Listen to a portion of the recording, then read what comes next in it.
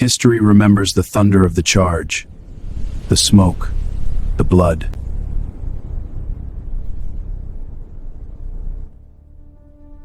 It etches the names of generals into stone and the dates of surrender into our minds. But the true story of a battle is never written on the field where it ends.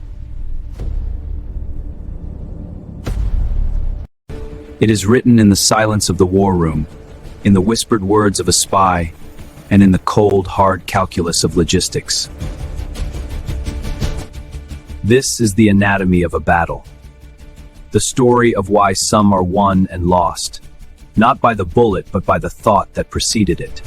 In the summer of 1942, the Japanese Empire was unstoppable, or so it seemed. But beneath this tranquil paradise, a different kind of war was already being fought. A war of information. While Tokyo celebrated, American codebreakers were listening. They heard the whispers of an airfield on a jungle island. And when the words weren't enough, they sent eyes in the sky. Long-range bombers, converted to spies, their cameras loaded with Navy film. The pictures were undeniable. The Japanese were building an airfield at Lunga Point. From there, their bombers could cut the lifeline to Australia. The discovery forced a decision. To stop the threat, you don't just fight the army. You must fight the plan. You must take the airfield. And so, the first blow was struck. Not with a bullet, but with a plan. The largest amphibious invasion force yet assembled in the Pacific set sail.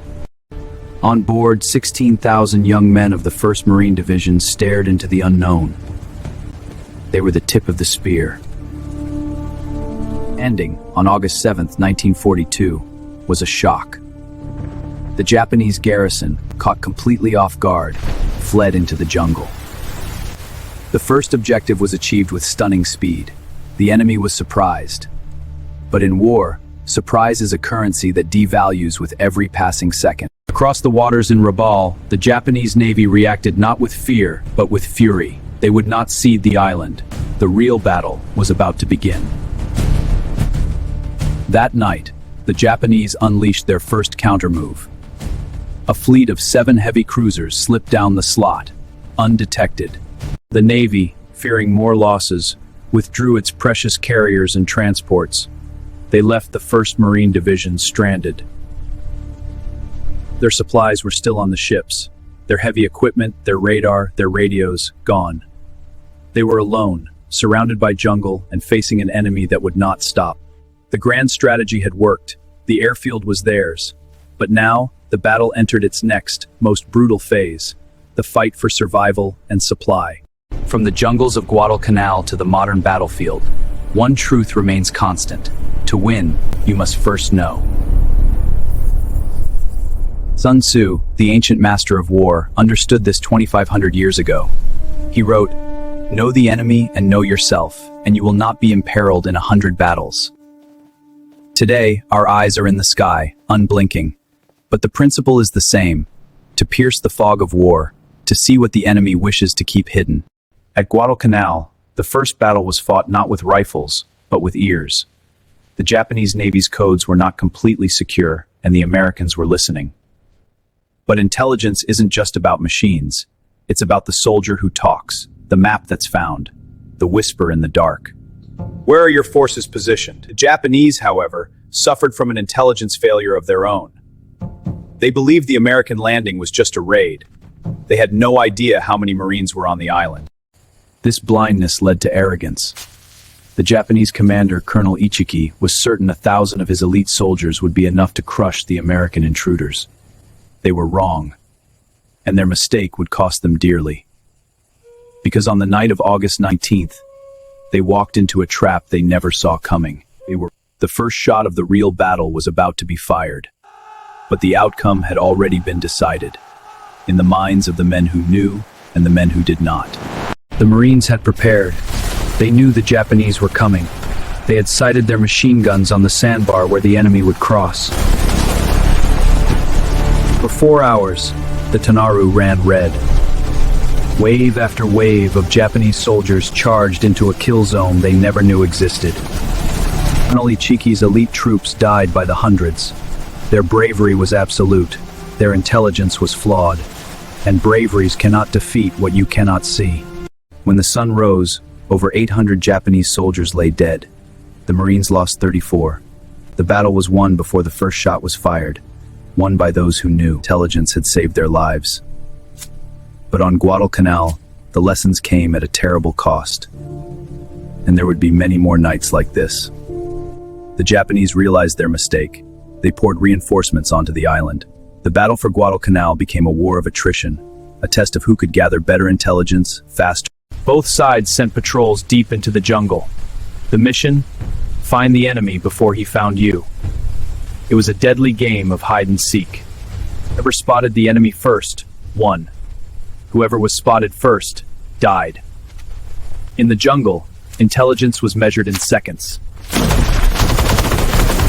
Contact left, fire! Suppressing fire, move! Man down, I'm coming! Ah, my leg! Oh, got you! To the tree! Covering! Go! Back at headquarters, the pieces came together. The enemy's strength, his movements, his weaknesses. The picture grew clearer with every patrol. Sun Tzu devoted an entire chapter to intelligence, not just gathering it, but using it. He called spies essential to war. Without them, he said, you are blind. The first, local spies, villagers who know the terrain, the people, the hidden paths. Their information is the foundation of all strategy. The second, inward spies, enemy officials who betray their own, often motivated by greed or grievance or fear.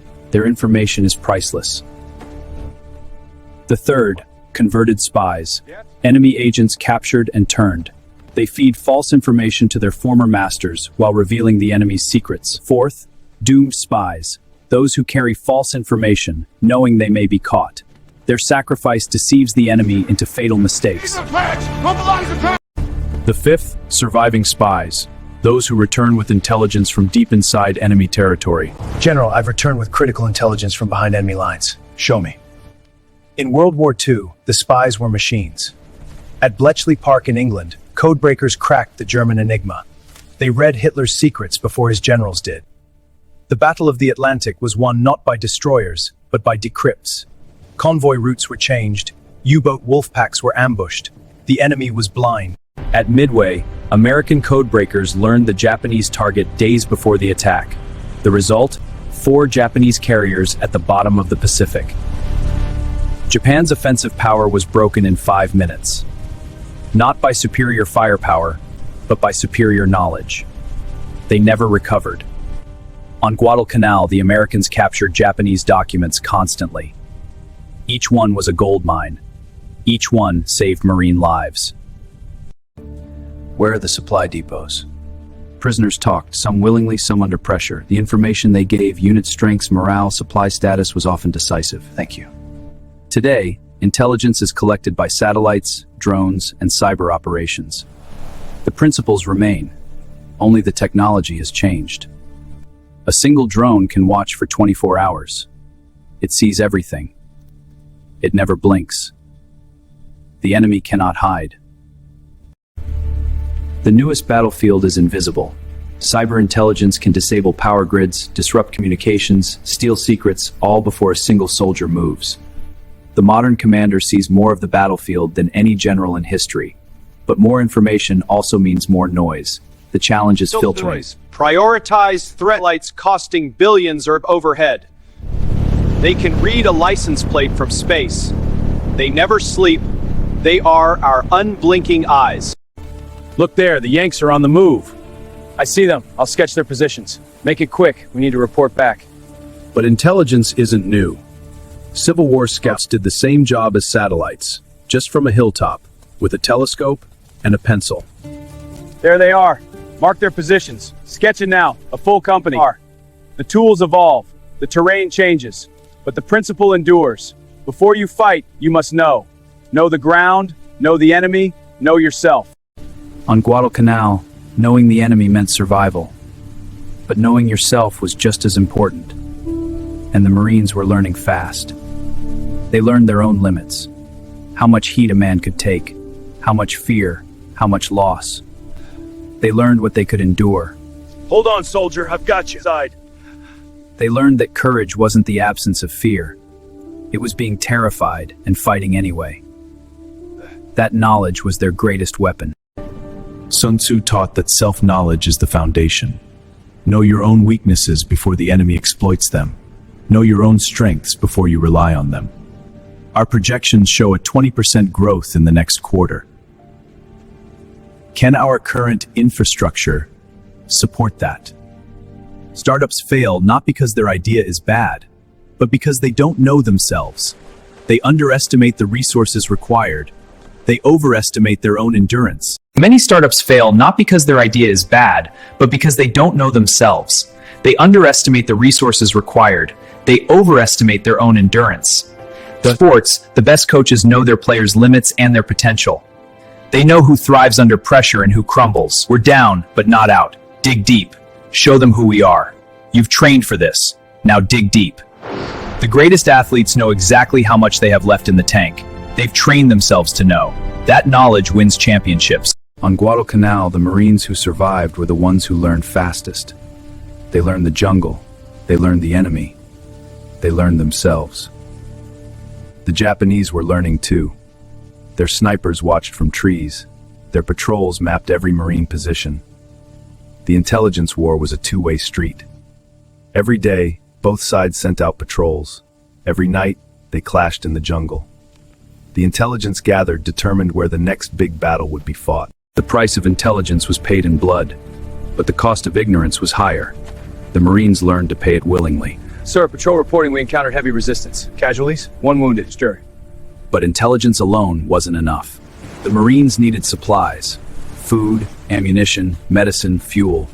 They needed logistics. Every bullet fired, every meal eaten, every bandage used came from somewhere else. Across thousands of miles of ocean, the supply line stretched thin. On the beach, every Marine became a stevedore. There were no specialists here, only those who carried and those who fought, often the same men. Managers talk strategy. Professionals talk logistics.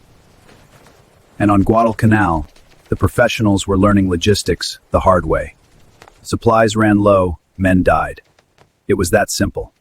The surgeon without morphine, the machine gunner without ammunition, both were helpless. Mud on Guadalcanal wasn't just mud. It was thick, volcanic, clingy. It could stop a truck. It could trap a man.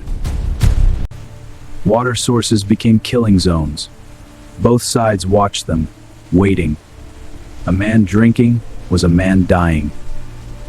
The Japanese used the terrain masterfully. They became part of it, invisible, patient, deadly. The jungle hid them completely. One shot, one kill, then gone. The jungle swallowed them. The Marines fired at ghosts. Every stream, every ridge, every clearing was a potential grave. The terrain taught them fear. A hot meal was a luxury. Most days, it was cold rations and warm water. But it was enough. Enough to fight another day. The Japanese had their own logistics nightmare. Their supply line was shorter, but American aircraft and submarines turned it into a killing zone. The Tokyo Express ran almost every night, fast destroyers carrying supplies and reinforcements. But they couldn't carry heavy equipment. They couldn't carry tanks. The Japanese soldiers got their rice, but they got no heavy artillery, no tanks, no reinforcements of substance. They fought with what they carried. By November, Japanese soldiers were starving. Their supply situation was desperate. They ate roots, leaves, anything. Their combat effectiveness collapsed. The Romans understood logistics. Each legionary carried his own supplies for days. They built roads to move supplies faster. Logistics built the empire. Roman roads weren't for tourists. They were for legions, for supplies, for conquest. Logistics determined how far the empire could reach. Sun Tzu wrote that an army without supplies is doomed. He calculated exactly how much grain 1,000 men needed and how many wagons to carry it. The grain calculations are precise. We need... Agreed, General. The ancient world moved supplies on animal backs.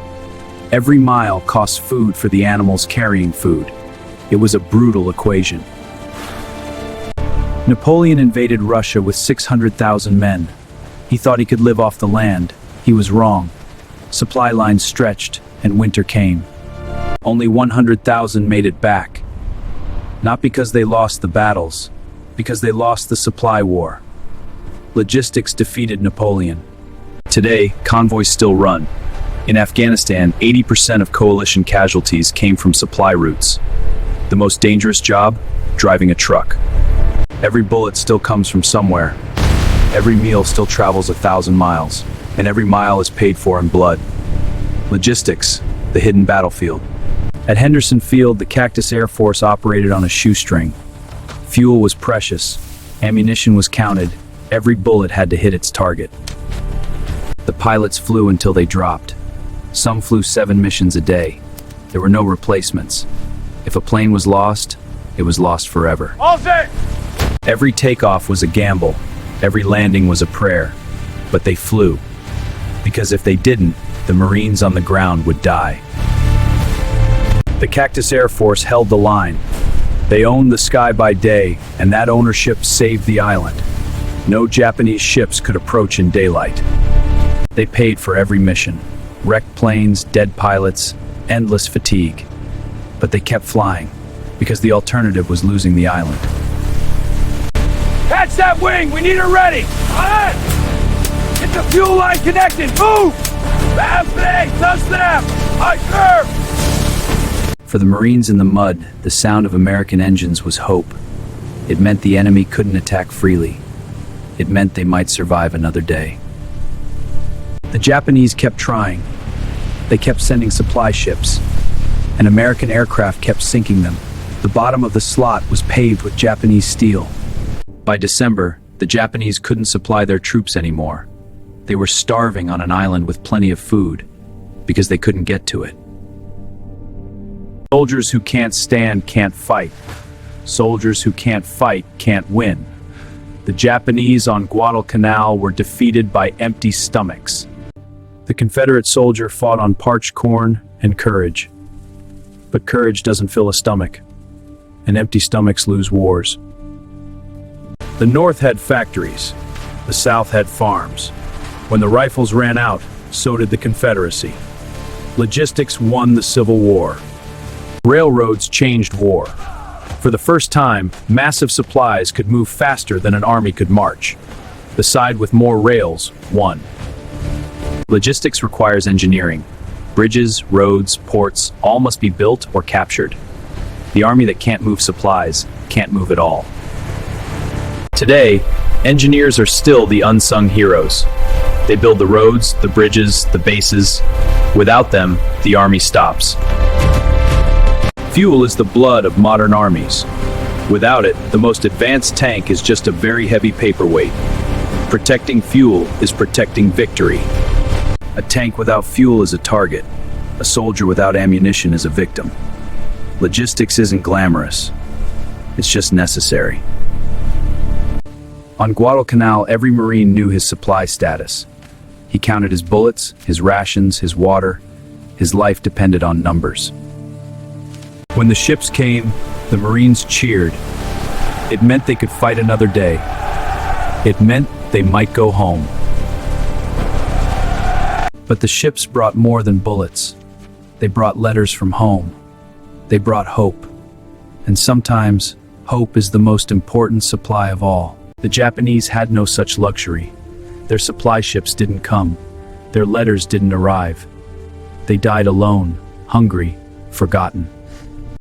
Some Japanese officers wrote final letters, knowing they'd never be delivered.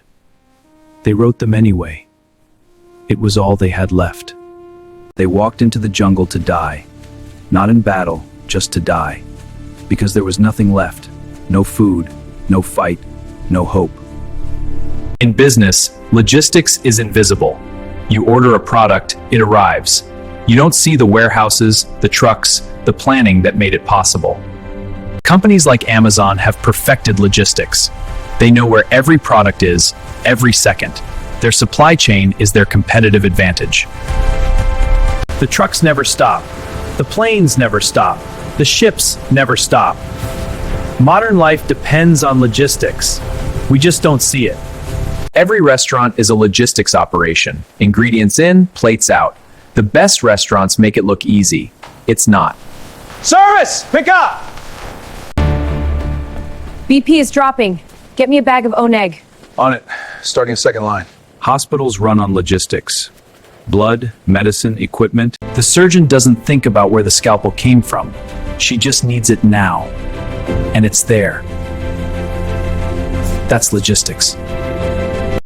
On Guadalcanal, the medics knew exactly where every bandage came from.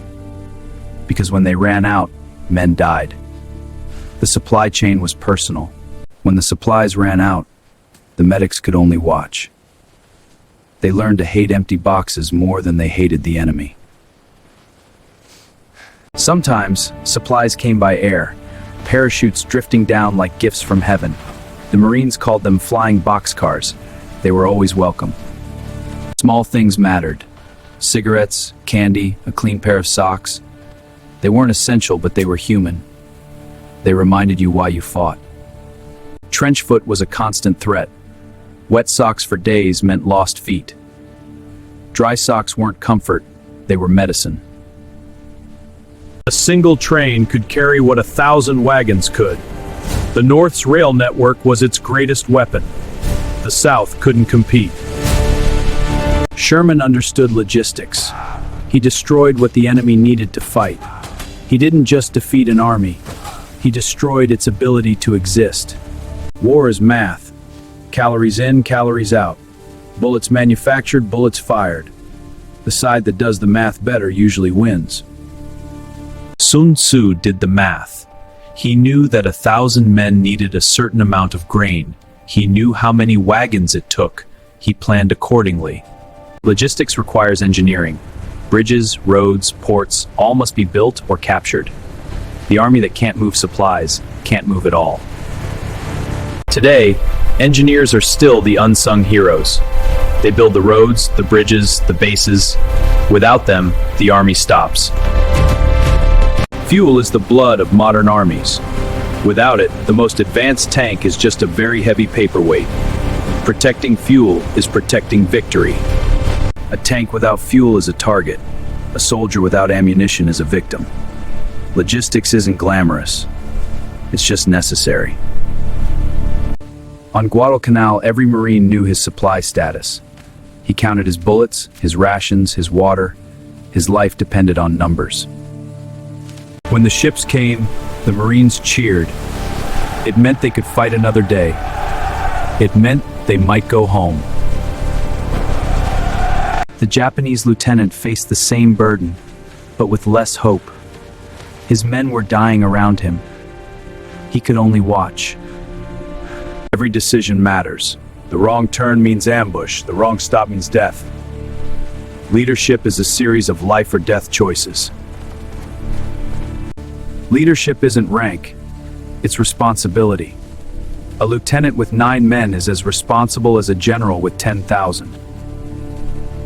The surgeon is a general. The operating table is her battlefield.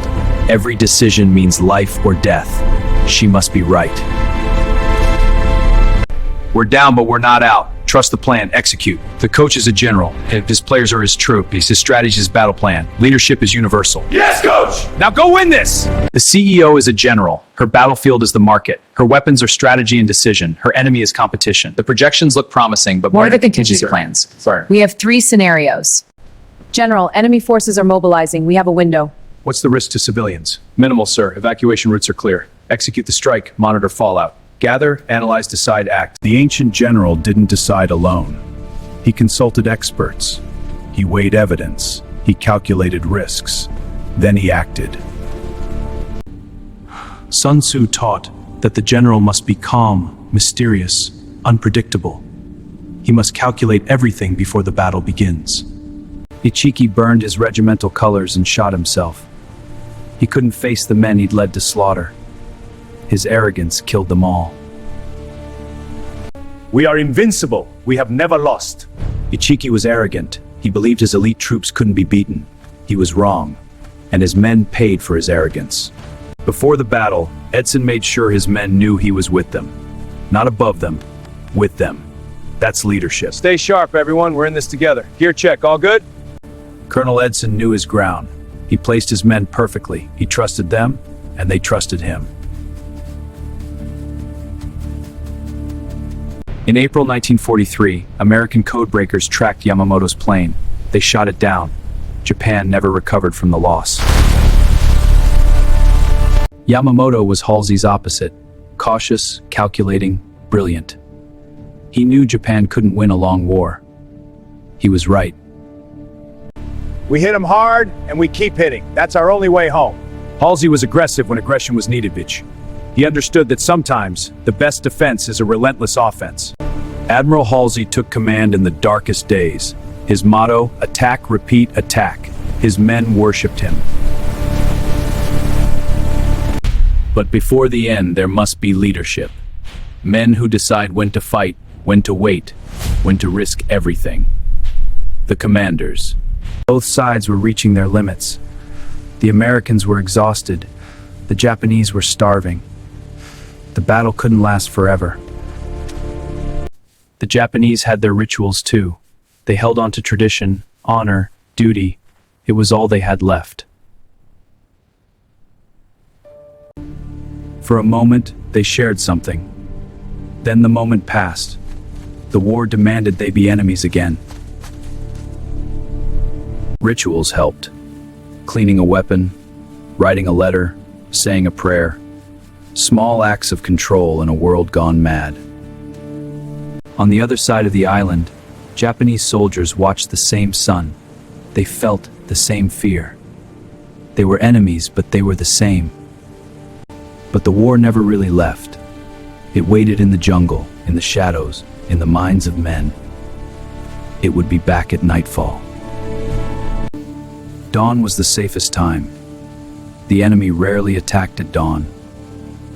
For a few minutes, you could almost forget the war. Words aren't needed. A look, a nod, a touch, these say everything. We're brothers. We made it.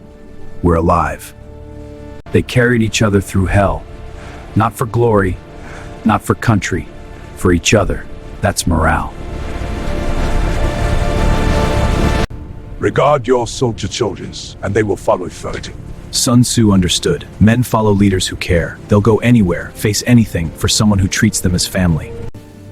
Small kindnesses, a shared smoke, a spare blanket, a word of encouragement. These are the building blocks of morale. How are you holding up? How's your family? Worried, sir, but we're managing. Good. Need anything? Some extra socks would help, sir. I'll get them to you. Stay strong. Yes, sir. Thank you. Trust is the foundation of morale. Trust that your buddy will watch your back. Trust that your leader knows what he's doing. The photos reminded them. The letters sustained them. But in the end, they fought for each other. The man to the left, the man to the right. My dear family, I am far away but think of you always. Why is he so far away? Because of the war, son. We miss him. Yeah, I miss him too. I know. We all do. For families at home, a letter meant life. No letter meant the worst. They waited, prayed, hoped. They fought their own battle. Those letters traveled across the world. They brought pieces of the war to quiet kitchens and worried mothers. They were all the families had. The battle was hell. The fear, the loss. No chance in that. They were us to be cheer, the horror. They protected their families from the truth. The Marines struck like falcons. Ambush, withdraw, ambush again. They owned the jungle now. Their morale was unshakable. Gaza! Gaza! The enemy cried for their mothers in any language. War reduces everyone to the same primal fear, the same final word, Mom. Sun Tzu compared decision to a falcon's strike. Quick, precise, unstoppable. That's what morale gives you. The will to strike. Soldiers! For the Emperor, for honor duty! Words alone cannot stop. We must stop malaria. The Japanese had nothing left but words. And words weren't enough. When morale dies, soldiers become ghosts. They're still breathing, but they're already gone. They've surrendered without surrendering. On the Japanese side, morale was crumbling. Starvation, disease, no hope of rescue. Men began to question everything. Fear never goes away. You just learn to use it, to let it sharpen you instead of paralyze you. That's morale. Easy now. Watch your step, kid. Life depends on it. Yes, sir. I understand. Good. Now, low stance. Knees bent. Quiet. The fact yourself is taught through lives how to move. On Guadalcanal, the Marines became professionals. They learned to read the enemy, the terrain, themselves. They learned to survive. Gears tight. Terrain's clear odds. Good. Let's move. Win-win is the goal, but it takes skill. You must know what they want, what they'll accept, what they fear. In business, the best deal is the one both sides accept. No lawsuits, no animosity, just agreement. This is our final offer. Take it or leave it. We accept. Sun Tzu said, "To win without fighting is the highest skill. Convince the enemy to quit, and you've won without cost." The prisoners learned the leaflets told the truth. They were fed, treated, protected. Some even thanked their captors. Eat up. It's all yours. Thank you. You're welcome. Glad you're with us. 降参します。撃たないで。 Easy there. Here, take this. ありがとうございます。 You're welcome. The Americans dropped leaflets promising good treatment. The Americans promised good treatment. But they said surrender means torture. Some surrendered. Some lived. Morale is fragile. A single doubt can crack it. A single leaflet can change a mind. The psychological battle never stops. A simple message: your family wants you alive. Your commanders want you dead. Choose. Look at Calais. The army is massive. Confirmed. They will strike Calais. We must hold our divisions there. Agreed. Calais is the target. The real invasion hit Normandy. Today, psychological operations are high-tech. Leaflets, broadcasts, social media, all designed to convince the enemy he cannot win. In World War II, the Allies built an entire fake army. Inflatable tanks, dummy aircraft, fake radio traffic. The Germans were convinced. Sun Tzu wrote, "All warfare is based on deception. Offer a bait to lure the enemy. Strike when he is unprepared." They mourned quickly. There was no time for grief. The jungle waited. The enemy waited. The war waited for no one.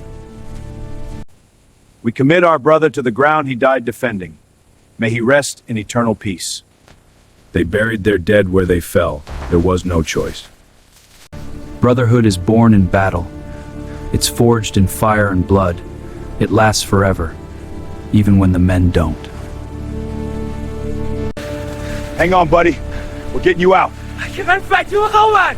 You're gonna like it. For countries, for the man next to them. That bond is stronger than any ideology. Small gestures build morale. A leader who shares your hardship, who carries your burden. You'll thank you, sir. To hell. We share what we have. Means a lot, sir. The mission ahead is dangerous. I won't lie to you. But I will be there with you. The best leaders are the ones men then trust. Not because they're real, because they share the danger. Treat your men as your own beloved sons. Then they will stand by you until death. Sun Tzu knew morale was essential. He wrote, "Treat your men as your own beloved sons." They took photos of each other. Not for history, for memory. To remember the men who fought beside them. The ones who might not make it. Photographs were talismans. A girl back home, a child, a parent. These faces reminded men what they were fighting for. Today I turned 20. Birthdays passed uncelebrated. In a jungle, fighting for tomorrow. The only gift they wanted was survival. Fear grips me daily, but hope keeps me going. I write this for you. Diaries kept men sane. They wrote their fears, their hopes. Swing low, sweet chariot, coming for to carry. Music traveled where words couldn't. A harmonica, a song, a memory, these were weapons against despair. What do you call a lazy Marine? Private Pile. Laughter was medicine. It reminded men they were still human, still alive, still capable of joy. Small rituals mattered. sharing a cigarette, trading stories, laughing at nothing. These moments held men together. Men found faith in foxholes, not because they were holy, because they were scared, and fear seeks comfort anywhere. Faith sustained many. Chaplains held services in the mud, under the trees. God was as present as the enemy, if you believed. The man without mail felt forgotten. He fought just as hard, but something was missing. A piece of home he couldn't reach. A letter could lift a man for days. It reminded him why he fought. It gave him something to survive for. On Guadalcanal, mail call was the best moment of the week. A letter from home meant someone remembered. Someone cared. Yes, from Mom. Morale is invisible. You can't drop it from a plane or dig it into a ridge. But without it, armies crumble. But terrain and supplies aren't enough. Men must want to fight. They must believe they can win. They must have morale. Guadalcanal was just an island. But to the men who fought there, it was the world. And the ground they held was the only ground that mattered. The Marines learned to respect the ground.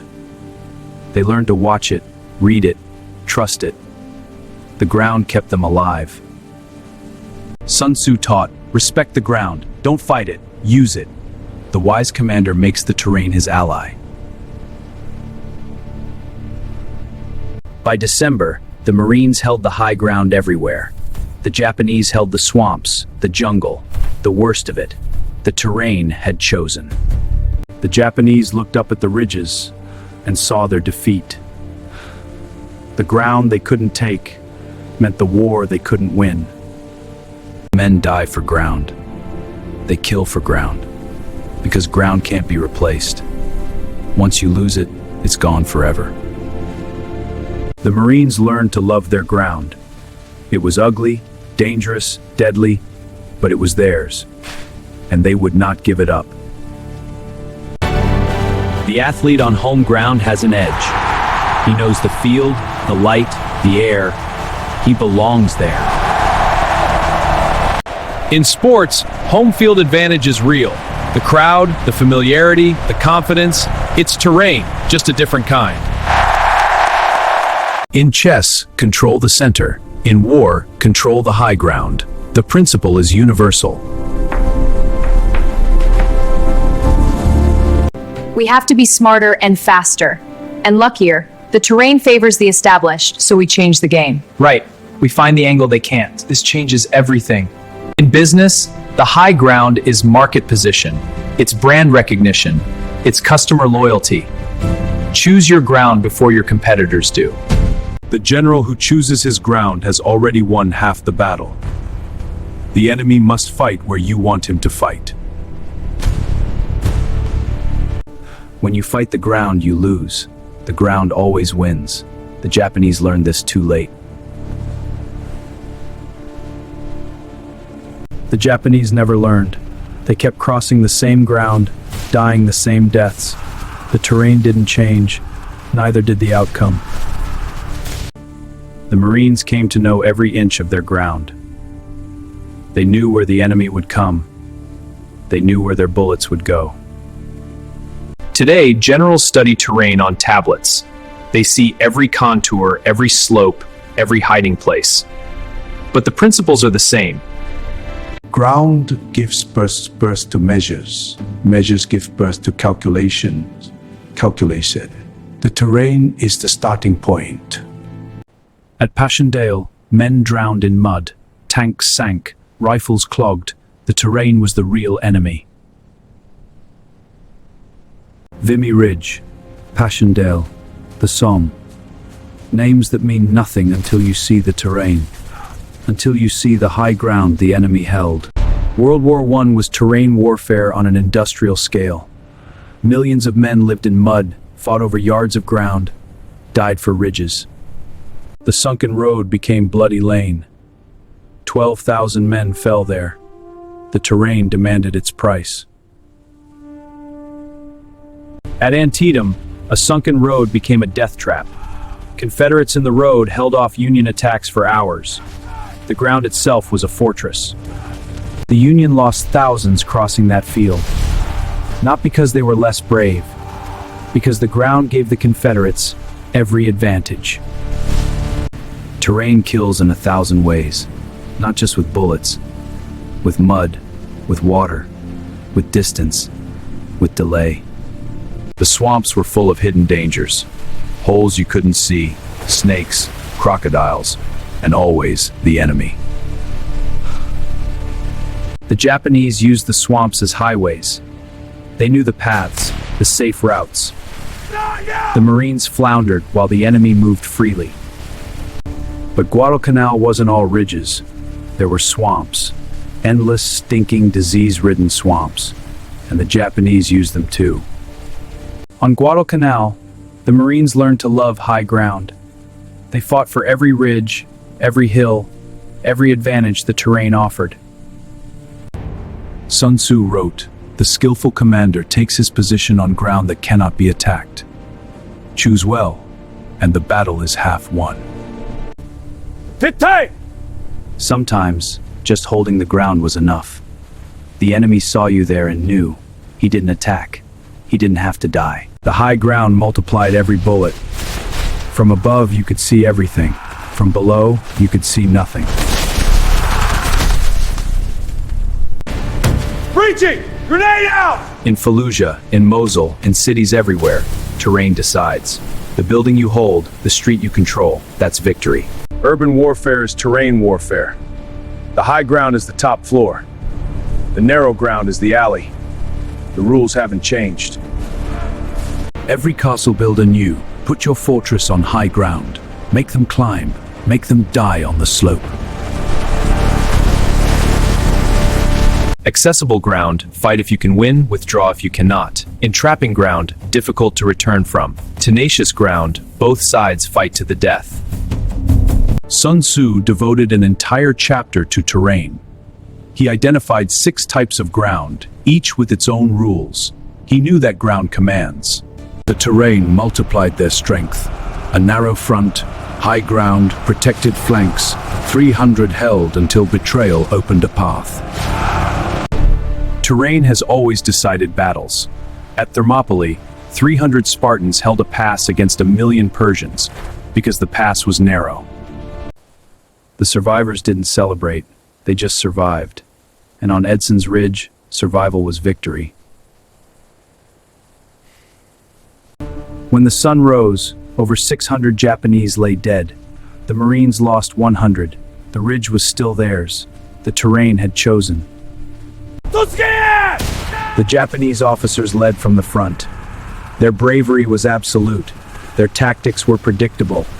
The machine guns waited. For 3 nights they came, wave after wave. The ridge became a slaughterhouse, but the Marines held. The first wave hit the Marine line with bayonets and swords. Hand to hand, brutal, intimate. Men died inches apart. The Japanese came at night, as they always did. They believed darkness was their ally. But on this ridge, darkness favored the defender. He chose the ground. And on the night of September 12, 1942, the ground chose who would live and who would die. Colonel Edson knew the terrain. He placed his men on the strongest ground, sighted his machine guns to cover every approach. Edson's Ridge was the key to Henderson Field. If the Japanese took it, they could shell the airfield at will. The Marines had to hold. Certain places became legendary.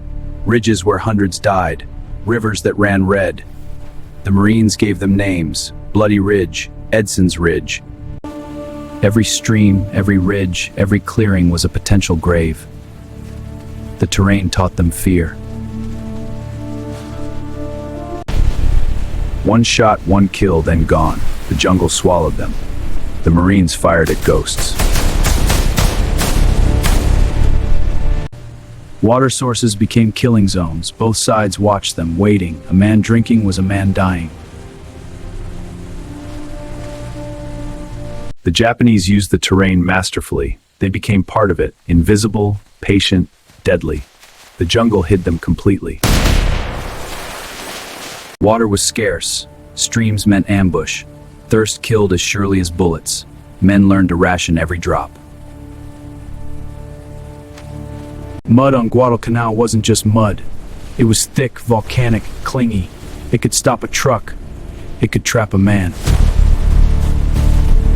Every step was a battle. The humidity drained men in hours. The hills stole their breath. The mud stole their boots. Guadalcanal is a fortress built by nature. Volcanic ridges, impenetrable jungle, swamps that swallow men whole. The terrain is a weapon. Many died not from wounds, but from the delay caused by terrain. The jungle didn't care about their courage. Stay with us! Carrying a wounded man through the jungle was nearly impossible. The terrain killed as surely as bullets.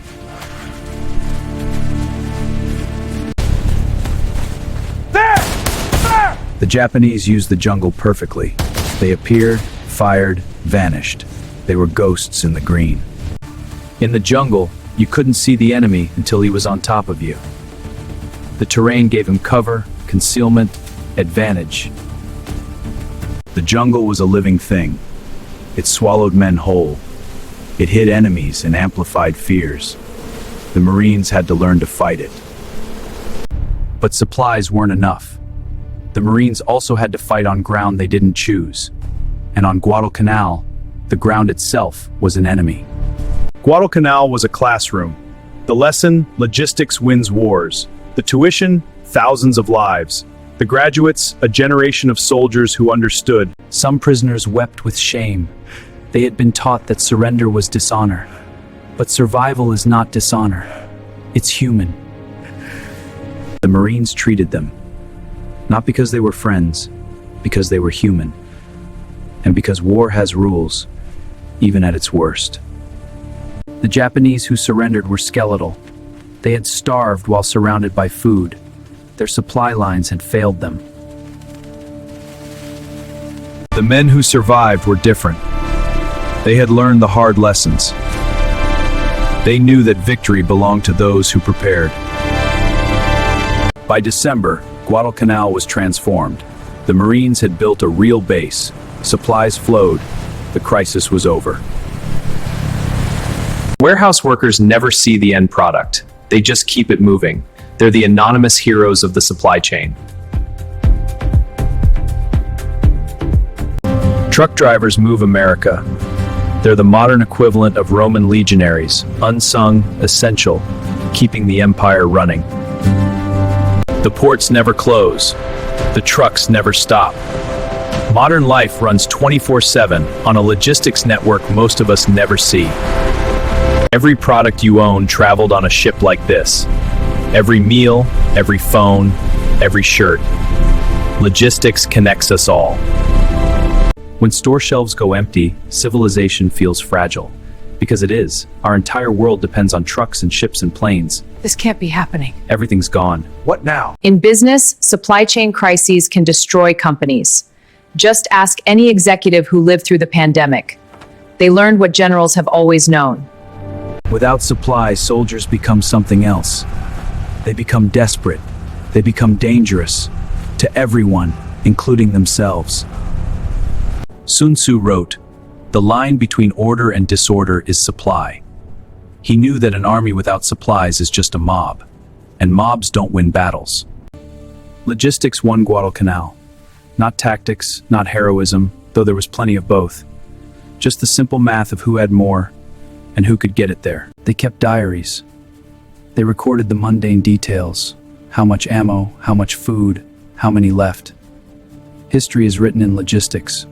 Trench foot was a constant threat. Wet socks for days meant lost feet. Dry socks weren't comfort, they were medicine. Small things mattered. Cigarettes, candy, a clean pair of socks. They weren't essential, but they were human. They reminded you why you fought. Sometimes, supplies came by air, parachutes drifting down like gifts from heaven. The Marines called them flying boxcars. They were always welcome.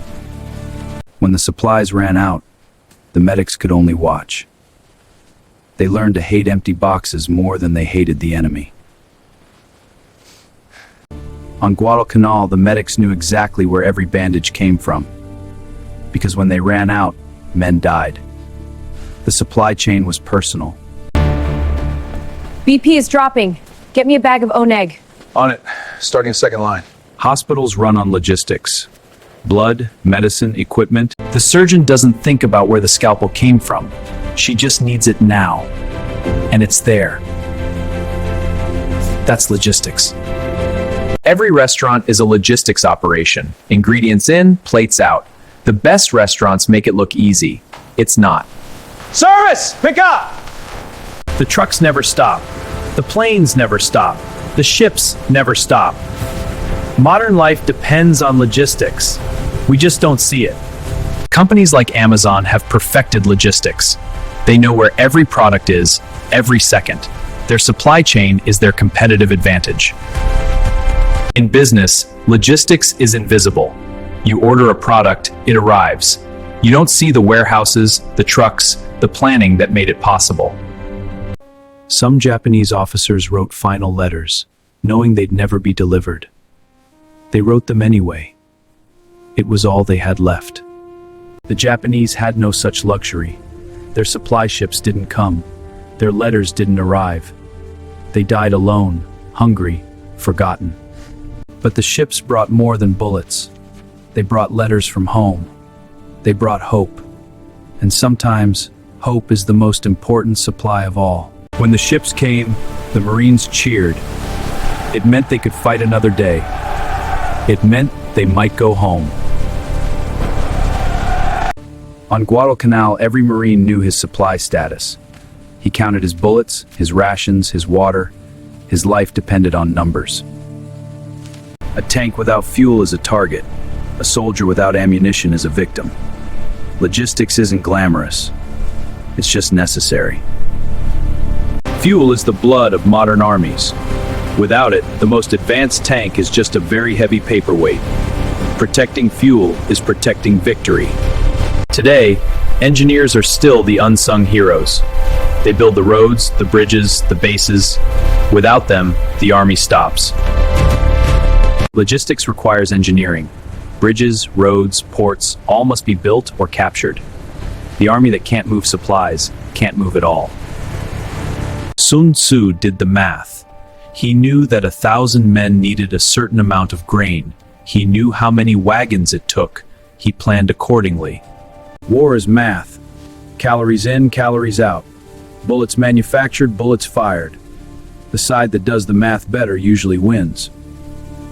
Sherman understood logistics. He destroyed what the enemy needed to fight. He didn't just defeat an army. He destroyed its ability to exist. A single train could carry what 1,000 wagons could. The North's rail network was its greatest weapon. The South couldn't compete. He couldn't face the men he'd led to slaughter. His arrogance killed them all. My elite troops are invincible. We have never lost. Ichiki was arrogant. He believed his elite troops couldn't be beaten. He was wrong, and his men paid for his arrogance. Gear tight, men? Yes, sir. Good. Stay sharp out there. And remember, no souvenirs. No promises, sir. Edson made sure his men knew he was with them. Colonel Edson knew his ground. He placed his men perfectly. He trusted them, and they trusted him.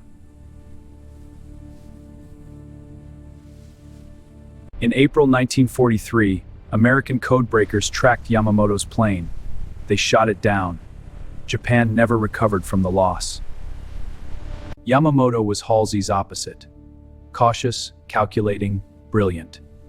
He knew Japan couldn't win a long war. He was right. Sailors, we must be aggressive.